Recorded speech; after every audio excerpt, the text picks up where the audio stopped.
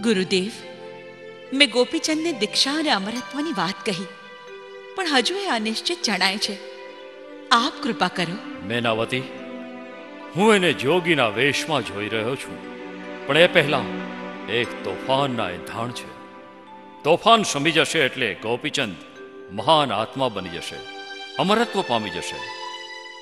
એ પહેલા મારે સમાધિમાં જવું જરૂરી છે. અલખ નિરંજન.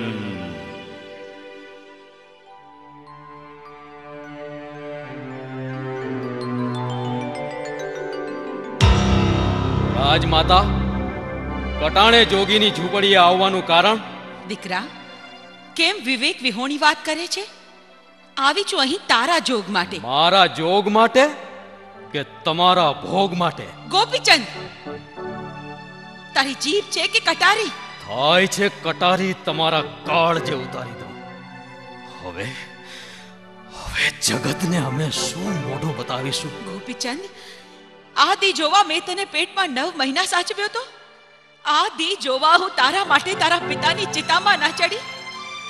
આ દી જોવા મેં ગુરુ જાલંધર નાથ પાસે તારું અમરત્વ માંગ્યું. અરે આવા અમરત્વ કરતા 7 દરજ્જે મૃત્યુ સારું.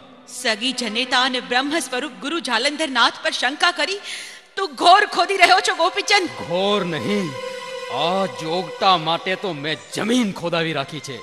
એને તો હું જીવતો દટાવી દઈશ. સૈનિકો, રાજમાતાને પકડી લ્યો અને પેલા જોગીંદર જાલંધર નાથને જીવતો જમીનમાં ગરક કરી દો. દીકરા, અનર્થ થશે.